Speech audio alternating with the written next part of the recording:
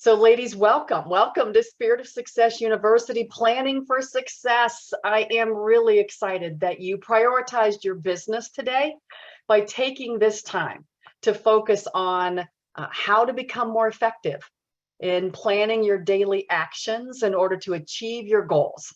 This is the #1 most requested topic of all those that I share. So you've made a good decision to be here today. So as I mentioned, please be sure you have the handout printed out that you received in your confirmation. And it would be really helpful to also have your calendar, your date book, your planner, also to have that handy as we go throughout our time.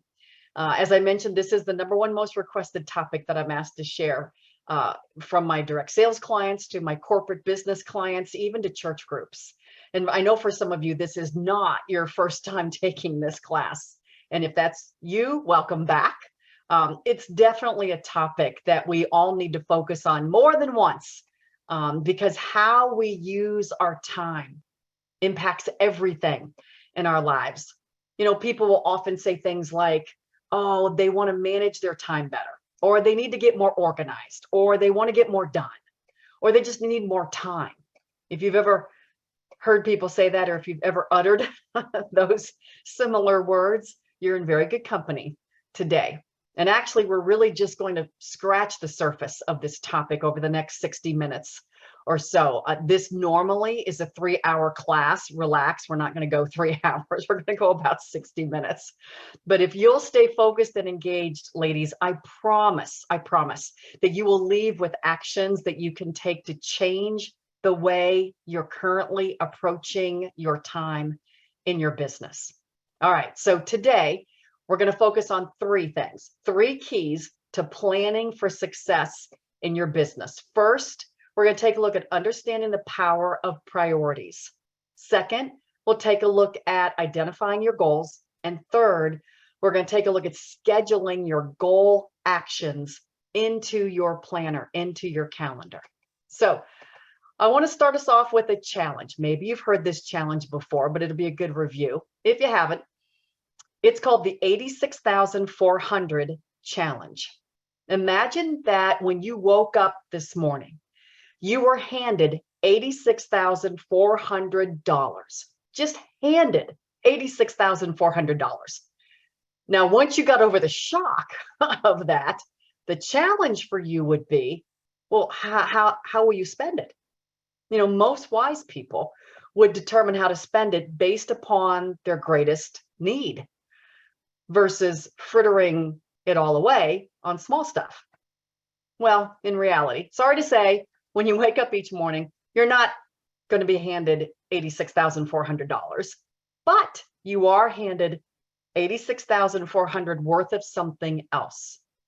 Seconds in the day ahead of you. 86,400 represents how many seconds are in each day. And the challenge for you each day is to determine how to spend them. And wisdom says, well, you'll spend them based upon your greatest need versus frittering them all away on small insignificant things. But no matter what you do, you won't get more seconds or minutes or hours in your day. You can, however, get the most out of those seconds and hours by prioritizing. Your greatest possession is time. Your greatest possession is time, and your daily challenge is how will you spend it. And it is critically important to make that decision each day, because once your time is spent, it is gone. You cannot get it back. And you know, in that way, time is far more valuable than money, because we can always make more money, but we can never make more time. So the reality of time is, once it is spent, it's gone forever. You know, maybe you've heard people say, you know, I'm going to make time to do this or that. Maybe you've said that yourself. We probably all have at some point. But as we discover, cannot make more time. We cannot make more time in our day. And since that's the case, how we decide to use the time we do have becomes our focus. How we decide to use our time reveals our priorities. What's most important to us. You know, there is a difference between priority management and time management. Now, hear me on this because I'm going to be a real stickler with this. There's a difference between priority management and time management. You see, time cannot be managed. It moves on regardless of what we do. Time cannot be managed. We cannot manage time. There's no such thing. There's really no such thing as time management. And here's the thing, we'll continue to frustrate ourselves by thinking that we can manage our time. We can't. Albert Einstein himself said that time management is an oxymoron. We cannot manage our time, but we can manage our priorities with how we spend our time. We can make decisions on what we do and when we do it. We cannot manage our time, but we can manage our priorities. So you might be asking, all right, so how do I determine my priorities? Everything seems important. Everything seems like a priority. You can probably relate to that. So to determine what your priorities are, take a look at three main categories: your personal life, your family life, and your direct sales business life. So how do you determine the priorities in each category? Well, leadership expert and author John Maxwell, in his book, Today Matters, suggests you ask yourself three questions in order to determine your priorities in those three categories. And you'll see them listed in your handout, those three questions. First of all, you ask yourself, okay, so what's required of you that only you can do? What's required of you that only you can do in your personal life or in your business life or in your direct sales life? What's required of you that only you can do to fulfill that role? And be really clear about what you must do personally in that role versus those things that others could do or that you could delegate. Be really clear in that first question. Second question you ask yourself to determine what's a priority is, what's your highest ROI activities in that role? What's your highest return on investment activities? The highest return on your time investment, ROI. This helps you prioritize the most effective use of your time. When you think about, okay, so what's my highest return on investment? If I only have 30 minutes, what's going to give me my highest return on investment? And here's a helpful tip. When in doubt on this one, guys, always prioritize people investment over project investment. Always prioritize, if you only have 30 minutes, spend it investing in people activity versus a project activity. So for example, if you only have 30 minutes, you make your phone calls versus studying your reports or working on a spreadsheet. It's not that the spreadsheet or reports aren't important, they are.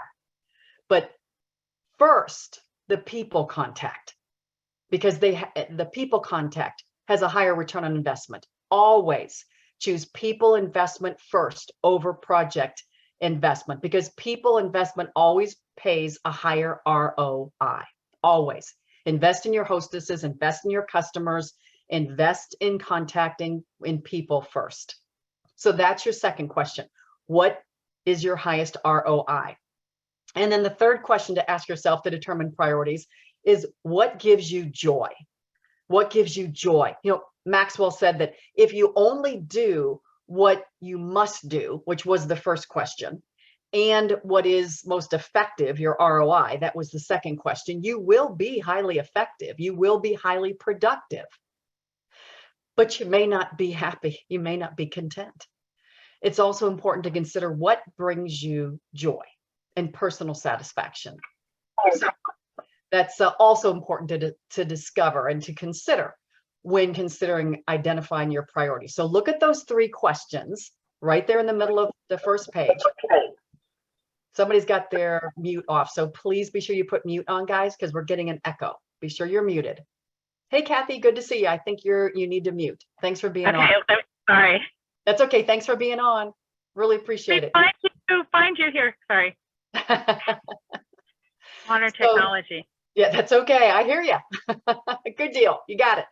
So the three questions to consider in order to determine your priorities, you want to make sure you look at those and then apply those to those three categories. Okay, so apply those three questions to your personal life, your family life, and your direct sales business life in order to determine, hey, what are my priorities?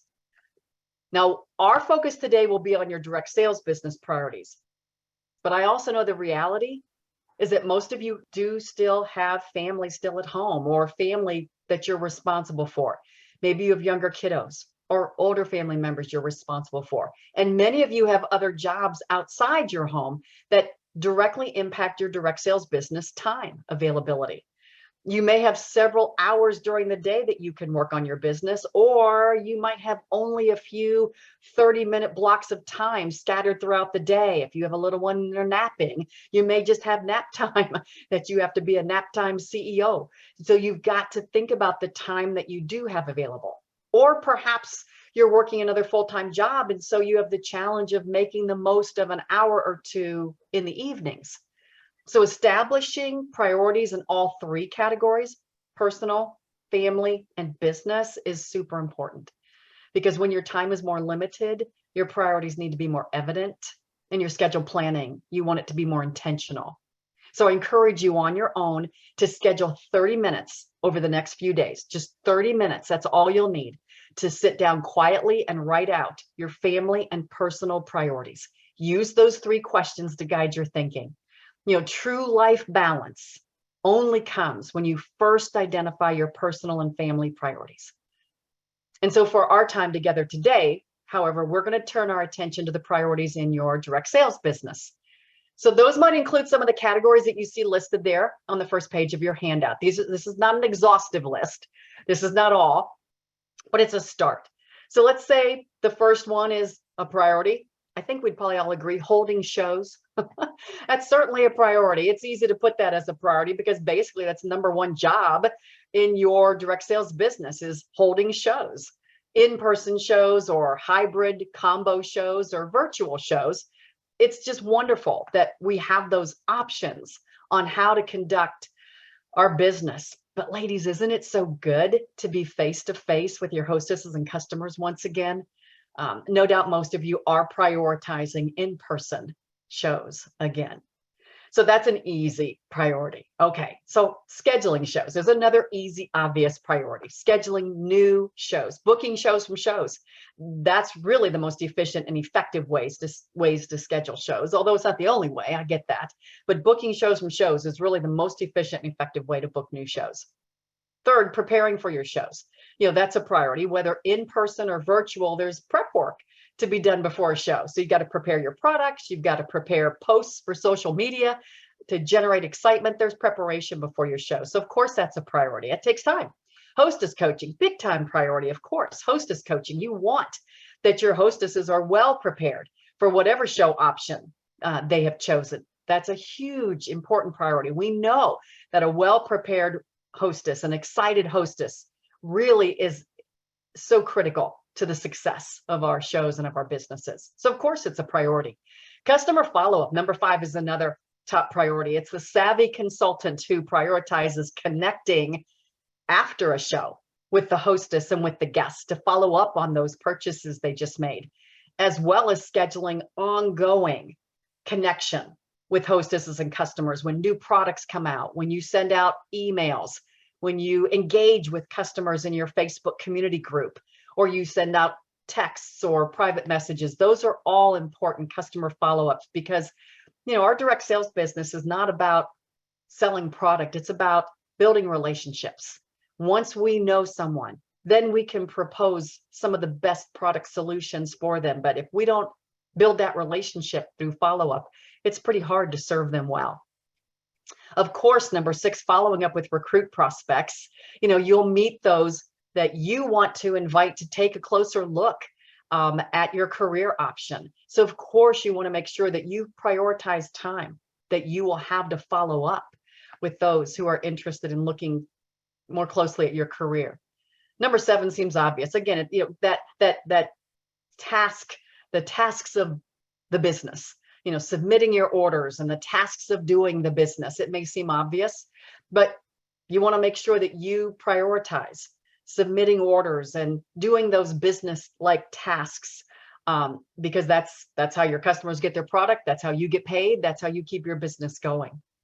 Number 8, personal training. You know, it's wise to prioritize your own personal growth, meetings and training and coaching calls and reading books and podcasts, things that improve your business. This call you prioritized.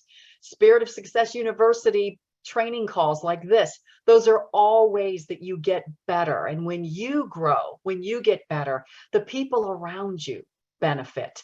So prioritize your own personal growth because others get better when you grow. Of course, team training, team meetings, team connections. You're a member of a team and that team depends on you. And so you'll want to prioritize your team meetings and calls. And if you're a team leader, of course, you prioritize the calls and meetings that you have and that you schedule with your team. One that certainly has jumped up the list in priorities is social media contact. And I know social media, of course, over the past number of years has become a high priority for most all of us. It's an opportunity to supplement the personal connection that you make. And I know for many of you, social media is your primary avenue for conducting your business. So I encourage you to prioritize social media use to the degree that it impacts your sales and your serving and your recruiting. So think of that as far as your ROI. If social media is your highest return on investment, then of course you prioritize it more highly.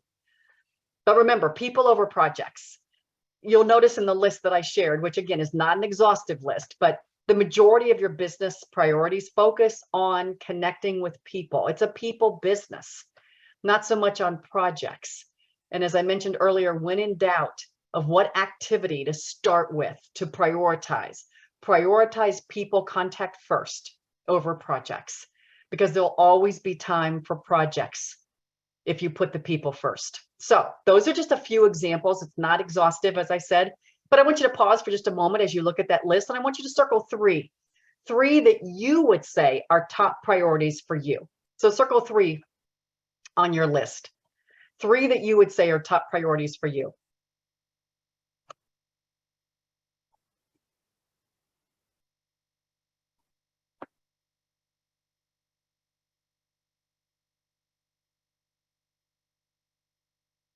All right, now pick one and put that in the chat space. Just curious to have each of you jot down one priority and put that in the chat space. No judgment on whatever it is, but just go ahead and put one of those that you circled in the chat space. Just love to see what you have assessed from what I just shared with you. So let's see some notes in the chat space. What's one?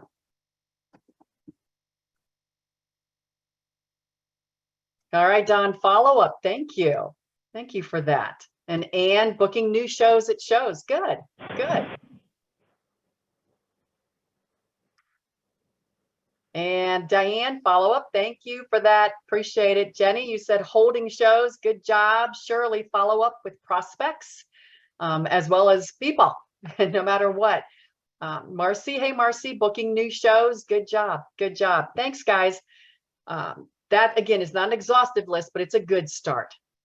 So now, once you've identified your direct sales priorities, your next step is to determine what you want success to look like in those key areas. And if you took our Get Your Goals for Fall 22 class that we had a few weeks ago, you might remember that we discussed how to set effective goals that reflect your top priorities. Goals are the specific measurable targets that you set that provide you with direction for your key priorities. So I'm just going to start us off with 7 basic goal categories. And again, it's not an exhaustive list. Now, these are not on your handout, so I'm just going to encourage you to find a space in the margin of your handout to just jot down these 7 basic goal categories. Just jot these down real briefly somewhere in the margin, because they're not in your handout, but I know you can jot these down. Here's just 7 that's not exhaustive, but I would suggest these 7 to be starters for the categories that you would set goals in. So number 1, number of shows each month. Number 1 would be the number of shows you want to hold each month. Do you want 4 shows a month, 8 shows a month? So number 1 goal would be number of shows each month, number of parties per month. So that's number one. Jot that down in the margin. That would be one good goal to track. A number two goal would be your show average. The show average. What do you want your show average sales to be per party? So number two is show average. Most all of you track that. Number three, bookings from parties. So bookings from parties is a good goal to track. Bookings from parties, that's number three that I would suggest. So number of bookings from your parties, shows from shows. Number four goal you might want to track is your personal sales. Put a big dollar amount. Personal sales. What do you want your personal sales to be? And especially we're talking about this fall. So what do you want your personal sales to be between now and December 31st? Personal sales. That's a good one to track. After all, that's how we consider how do we get paid? What do we want our personal sales to be? Number five, you might want to track new hostesses. New hostesses between now and the end of December. How many new hostesses do you want to have this fall? How many new networks do you want to get into? New hostesses represent new networks, new faces, new places. So new hostesses, that's a good one to track. That tells you that your business is growing, and we want to make sure our business is growing. So that might be one to track. Number six, of course, new recruits, new team members, new consultants, new recruits. You want to definitely have a goal to invite new recruits onto your team. Between now and the end of December, you want to track new recruits. Then the seventh one that I would suggest, and again, this is not the exhaustive list, but just start with these. But the seventh one, my personal favorite, your monthly paycheck. You want to set a goal for your monthly paycheck. What do you want your monthly paycheck to be between now and the end of December each month? Because we are here. Yes, you love your product, and yes, you have a great mission. But what do you want your paycheck to look like? It's about making an income and making an impact in direct sales. So those are just seven categories. I would suggest pick one of those, just circle it. What's one that you definitely want to make sure you set the goal for? What's one that you have already set a goal for, or you definitely want to set a goal for? Maybe you already have. I trust that most of you have set goals in all these areas. So just pick one, just for this exercise, just circle one. And then to gauge the quality of that goal, it helps to test your goals with a tool called the SMART test. If you were part of our Get Goals in Fall 22 class, you're familiar with the SMART test. You'll see it listed in your handout. I listed it there for you, so it's there. SMART, S-M-A-R-T, stands for S is specific. So is your goal specific? So for example, if your goal is holding 4 shows a month, that's a specific goal. I will hold 4 shows a month through December. So 4 shows each month is a specific goal. 4 shows each month through December 31st. That's a specific goal, not just more shows or get some shows. That's not specific enough. M is measurable. So it kind of goes along with specific. Measurable. Is there a specific measurable amount? Not like more shows or do better hostess coaching or do more follow-up. That's not measurable. You want to make sure there's a number that you can measure it. So 4 shows a month is a specific amount that you can measure. A SMART goal also is A, has action, is actionable. So you want to make sure that your goal has actions that you will take to achieve it. So if you were going to have 4 shows a month, there are actions that you need to take. For example, you want to contact past hostesses to invite them to schedule a fall show. Or maybe you want to host your own show and preview the new products. And then maybe at that preview show, you want to invite a couple ladies to book their own shows for fall. Then you'll hostess coach them. Those are all actions you would take in order to make sure you're getting 4 shows a month on your calendar. So SMART goals have actions behind them. SMART goals also are realistic. Realistic. Is your goal realistic for where you are in your business right now? Are you a veteran in your business? Are you newer? Realistic. One bit of caution here though. Don't let realistic lull you into a too safe comfort zone. Author and goal setting expert Michael Hyatt recommends that the R be realistic, but also risky. Risky, not dangerous risky, but stretchy, challenging. The R is realistic, but also in his mind, a little risky, getting you outside your comfort zone a little bit. For example, 4 shows a month is realistic for most consultants who are newer in their business or who work another full-time job. 4 shows a month is 1 a week. That's very realistic.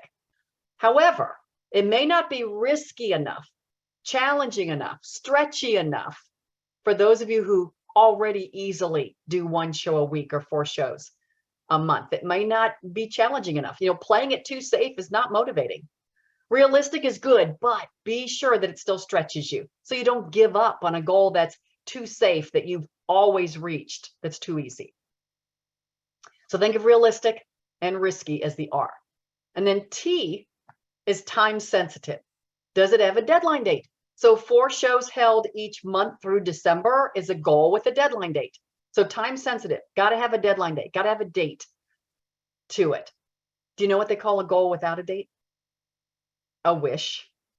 A goal without a deadline date is just a wish. And wishes are lovely for the wishing well, but they're not a good business strategy. So make sure T, you've got dates, time sensitive. So pause for just a moment.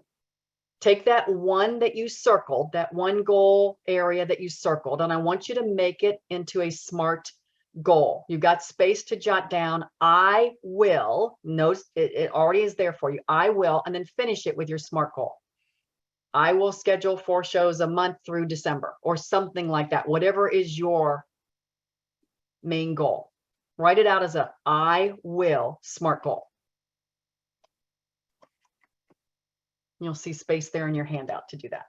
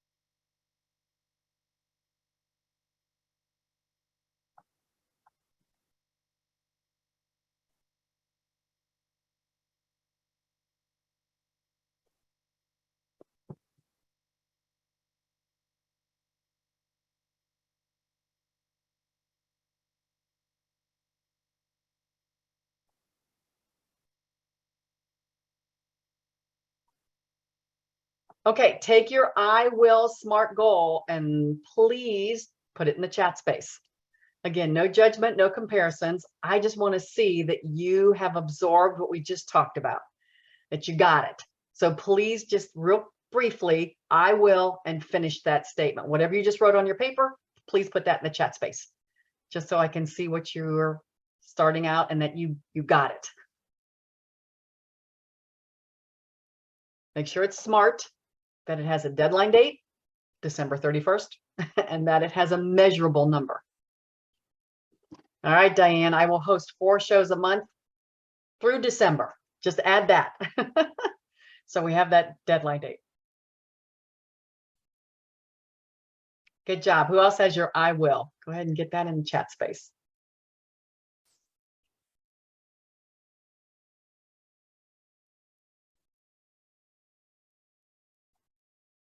So Susan, be sure you put I will and then contact my new recruits by the end of the month, each month through December. I would just add the I will and then at the end, each month through December. And then that way it's complete.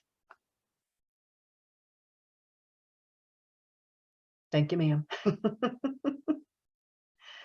Anybody else? Let's see those I wills. Okay, and I will hold 4 parties a month through December. Excellent. Perfect. Very good.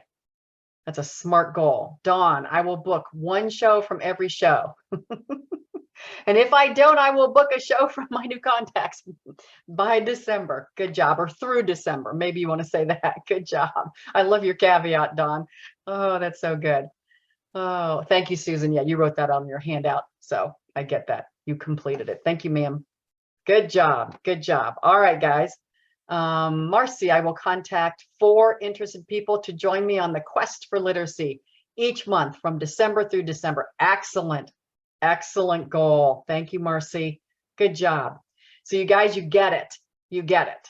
So I want you to finish your other goals in the SMART form. I want you to write out your I will SMART goal for each of those categories we talked about, and any of the goals that you've already set, be sure they're SMART goals. And by the way, if you missed our Get Your Goals for Fall 22 class, you can find the replay. It's posted in our Facebook community group. When you're on Facebook, if you're not part of it, just go to Spirit of Success with Beth Jones Shaw, and I'll make sure you get in. I know somebody. Anyway. It's in the community group, and so you can get the replay to hear it again. All right.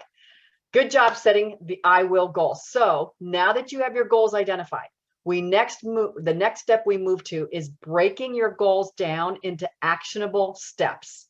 The actionable steps that are needed to achieve the goal become, this is where the rubber hits the road, guys.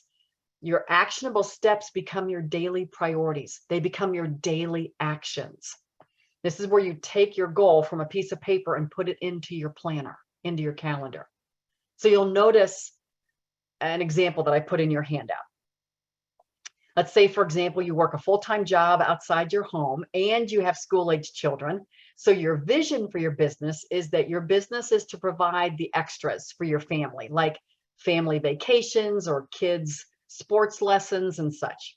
So that's why you have your business. So you know what your ultimate vision is. Your goal to get there is you want to have 4 to 5 shows every month in order to earn the income to cover those family expenses. So to do that, you decide each month that you'll hold 2 in-person shows and 1 virtual multi-hostess show. That's how you're going to get your 4 to 5 monthly shows held. Okay, so that's your strategy. So you've got all that written down on paper, but you got to get that into your calendar. So you're ready to schedule your September calendar in this example. Your goal is to hold, in the example, 4 to 5 shows. So what are some of the actions you would take to secure 4 to 5 shows? You'll see some examples again listed in your handout. So maybe you'll invite past hostesses to preview the new products, and then they get to pick out their show date from your own show.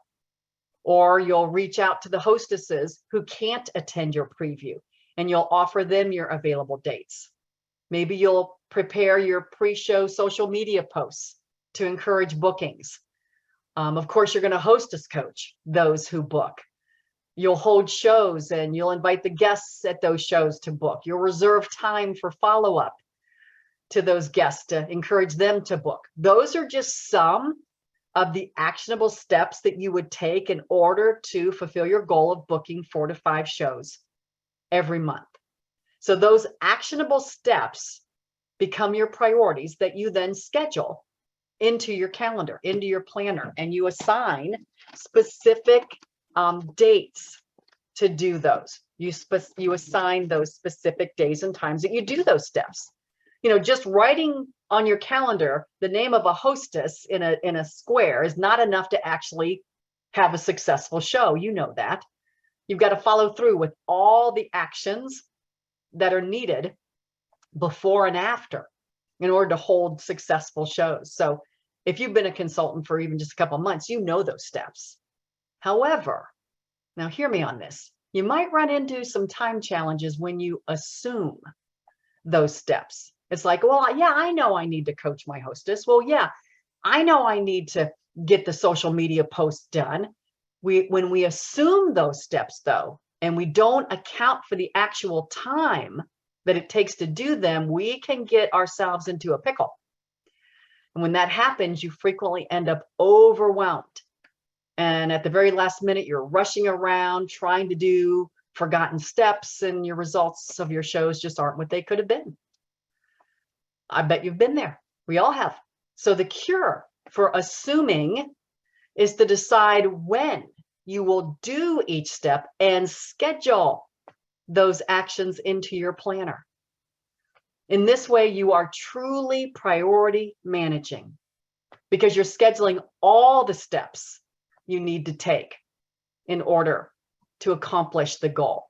You're not just waiting and, until the date is secured. You're writing all those steps down. So take into account all the steps and then schedule the day and time that you're actually going to do them. When will you do the hostess coaching? When will you post the social media posts? When will you be getting your product kit ready? Don't just assume, oh yeah, I know I have to do that. It's somewhere in the back of our heads. That's what gets us all jammed up. You're no longer assuming your actions, but rather you're really holding yourself accountable for the time that they take. So I want you to pause for just a minute, and I want you to jot down in your notes an area of your business where you sometimes assume the actions and you don't always write them down in your schedule. A little confession time right now, ladies. Jot down in your notes. You'll see a spot to do it. Where do you sometimes assume actions? Oh yeah, I know I need to do that. Oh yeah, I'll do that sometime tomorrow. Oh yeah, I've got that show coming up on Thursday. Where do you sometimes assume? Write that down in your notes.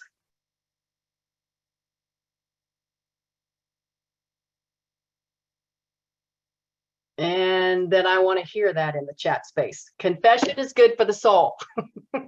Let's see it. Just put a word or two in the chat space. Where do you sometimes assume? Where do you sometimes assume? Jot that in the chat space. And you said hostess coaching. Thank you. Dawn, follow up. Thank you. Abby, definitely scheduling social media posts. Oh, thank you for saying that.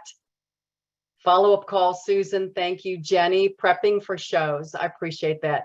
Now, doesn't that feel good to say, okay, this is where I'm assuming. All right. So the cure is to get it into your planner, to actually assign a time for those things, not to just assume them. That's our next step. The next step is moving your action steps into your planner. So it'd be helpful to have your calendar, have your planner, have your date book beside you to refer to. Right now, there are 3 components that provide for a good planner. Now, please write these down in your notes. I don't have them in your notes, but please write these down in your notes. 3 things that are absolutely essential when you're out buying a planner or when you're looking at your current planner and you're trying to decide, gee, is this enough? Is this going to work for me? Here are the 3 things you've got to have. Must. Okay. Beth Jones Shaw rules of you have to have this to have a good planner. Absolutely. These 3 things. You may have more. You may have more bells and whistles, but these are the 3 musts, right? Jot these down in your notes. Number 1, obvious, your monthly at a glance pages. So your month at a glance, the square boxes, the month at a glance. Everybody has that's probably your date book. That's what you call a date book. Your calendar. That's what we call a calendar technically. Yeah. I get it straight. That's your calendar. So the month at a glance pages for every month. Got to have that. Okay. That's number 1. Okay. Number 2, not every planner has this. So this is really important. Number 2, individual daily pages. Individual daily pages. Write that down, and then I'll tell you where you can find an example. Individual daily pages.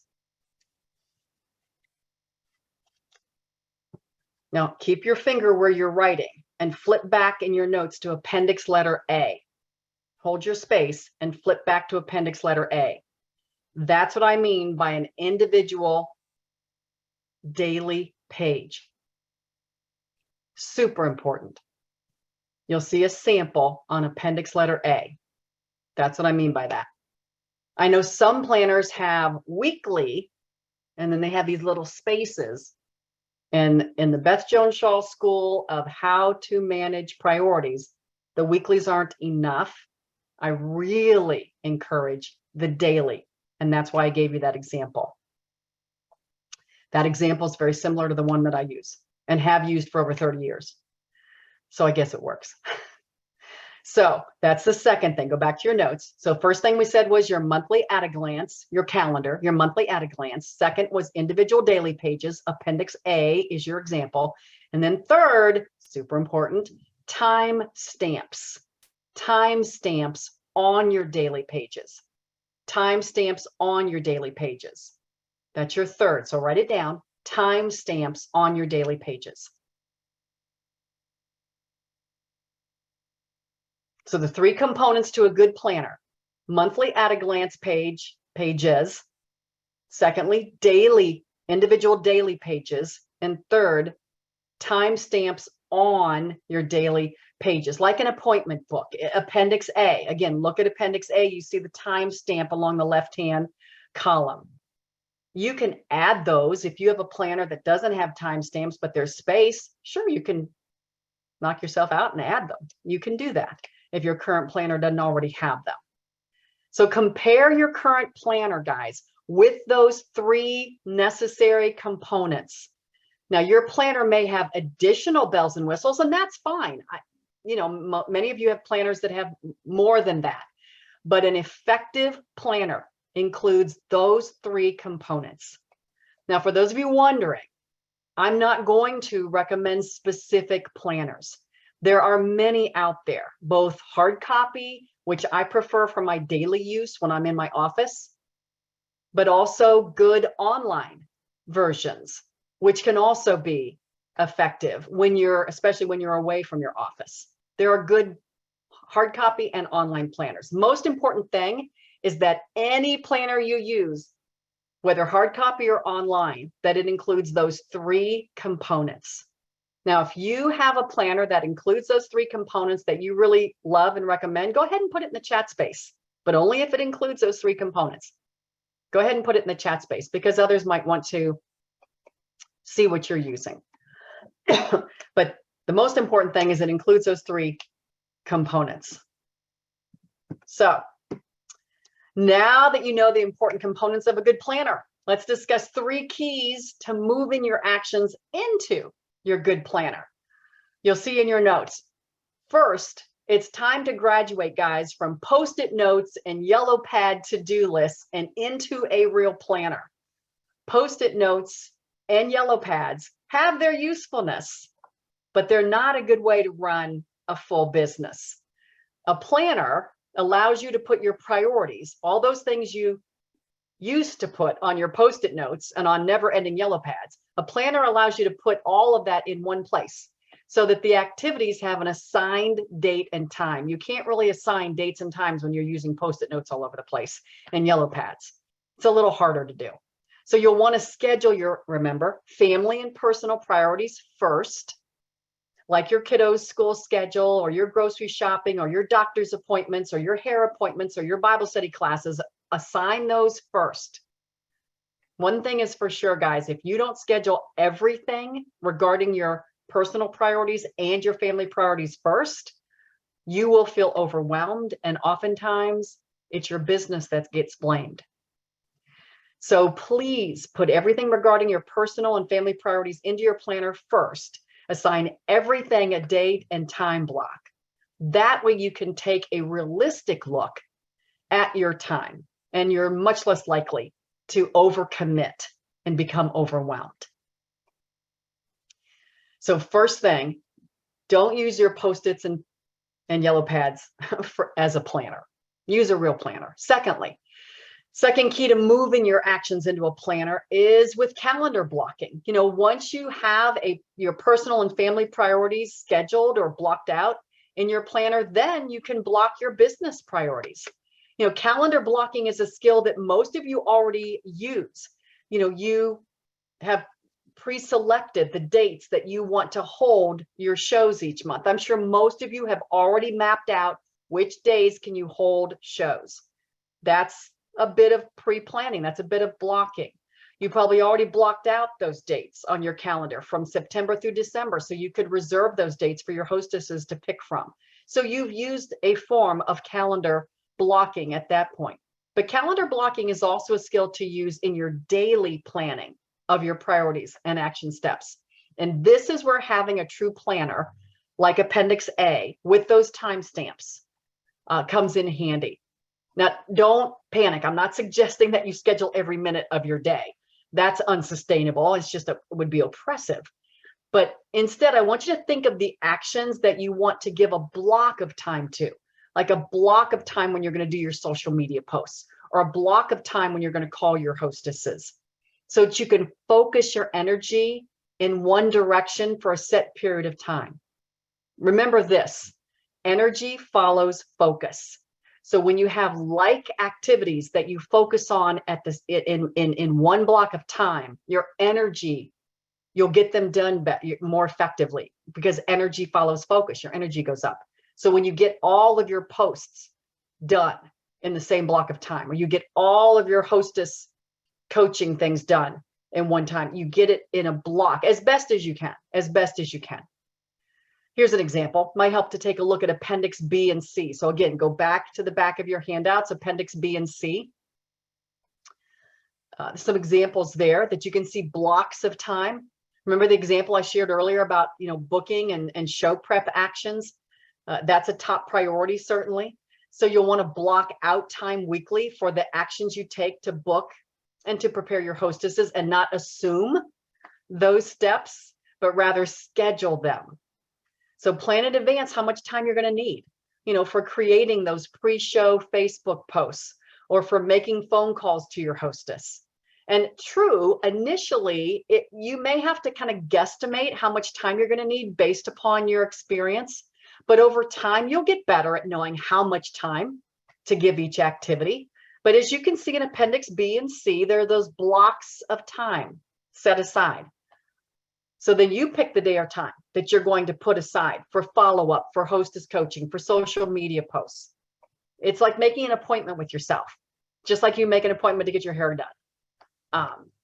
It could be that your available time to make your hostess coaching calls is a smaller block of time because you got young kids, or maybe you work another job outside your home, and so your available time is evenings. But scheduling your time, excuse me, scheduling your time is important. Schedule what you do have available. Don't focus on what you don't have. Schedule what you do have available. That's the key. Some hostess contact you can do by email, or you can do by text, or you can do by private message. But even that you want to schedule. But your highest return on investment, especially for hostess contact, it'll come from personal connection with phone calls. So where possible, you want to schedule that time. So ladies, the key to calendar blocking is to be clear about your priorities and be clear about the time you have available, and then assign each priority a time slot when you'll accomplishment. When you have a day when you do not accomplish all the priorities that you planned, well, then just reassess each incomplete task to see if it's still a priority. And if it is, then assign it a day or time the next day, or maybe later in the week if it's still a priority. Or decide if it's a task that someone else could help with, that you could delegate. Or maybe you just decided, it really wasn't that important. It could wait till later in the month. But hey, be careful. Be careful when you're doing that. Not to use that as an excuse to procrastinate a task that was difficult. Here's a tip. Schedule the highest priority task first, even if it's a difficult one. Schedule it first part of the day, so that you accomplish it first and you see your higher results. Because chances are the things you do first, those things are going to be the higher result if you prioritize rightly. So do the things that bring you the highest return on investment. Put them in your planner first. Then you don't run out of time at the end of the day and say, oh, here I am at the end of the day, still didn't get those follow-up calls made. They need to go to the first part of your day so they get done. And what you'll notice quickly is that calendar blocking puts you in control of when you take action on those highest priority tasks. So you have fewer crises. Things don't pile up because things don't slip through the cracks. Calendar blocking helps you work and live intentionally. You're less likely to overcommit also, because you know what tasks you already have on your schedule, so you can say no more easily when you need to. So if you already do calendar blocking, would you in the chat space just type out I do, just so we can cheer you on? If you already do it, type out I do. I mean, we want to celebrate with you. And if you don't yet, but you will start calendar blocking, put I will. If you do, put I do. If you will, put I will. Anne, good job. Dawn, good job. Marcy, thank you. Love it. Diane, you will again. Good deal. Good deal. That's a good one. That's a good one. All right. The final key, guys, to moving your actions to your planner is to stay open to what I call the pivot point. The pivot point. You know, once you've established your schedule and you have your calendar blocked with your priorities for the month, what happens when something new is introduced into your schedule?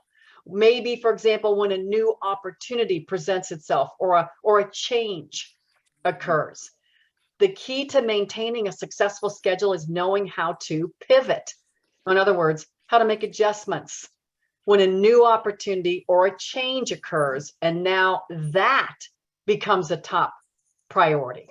For example, perhaps a new recruiting incentive was just introduced by the home office, and it's a limited time. And you decide you want to do it. You want to go for it. You want to recruit somebody new. You want to go for whatever that brand new limited time offer is. If so, you need to prioritize time to reach out to your prospects in order to discuss if this is a good time for them to consider the career. But in order to plan 30 minutes or even an hour over the next couple of days to reach out to your prospects, you need to adjust your schedule, which means something else of lower priority, which you previously had scheduled, needs to be moved to a different day. Now, the mistake, hear me, the mistake would be trying to wedge those new prospect calls or any other activity into an already full schedule. That leads to overwhelm and stress, and it doesn't work. Remember, you can't magically make time for new priorities, new activity. You can't make time. You can't say, well, I'm going to make time to call those prospects. You can't make time. Rather, you schedule time by moving a lower priority activity, taking something off your plate so you can put on the new activity. So knowing how to pivot, how to adjust your schedule versus adding more to it is key to maintaining a successful schedule and maintaining your sanity. Too many times, ladies, we have added, and our plate has already been full. We've got to take something off in order to bring something in. You can do it. You just have to be very skillful. You have to make some tough decisions. So as you begin to move your actions to your planner, remember those 3 points. First of all, stop using Post-it notes and yellow pads as your planner. 2, begin to assess your actions like daily appointments. And 3, pivot to adjust your schedule rather than adding. So circle one of those 3 that are most important to you. Circle one of those 3. They're all 3 important, but what's the most important? All right, we're coming to the end. We've gotten off to a good start on how to prioritize and plan your schedule to achieve your goals, but your job now is to decide what steps are most important to you and begin to implement those actions into your daily habits. So I encourage you to start your new priority habits today by completing the action plan that's in your handout. So flip to your action plan. Specifically, what is one action you will take immediately based on what you learned today? Jot that in your action plan. What is one action you will take immediately based on what you learned today? Jot that in your action plan.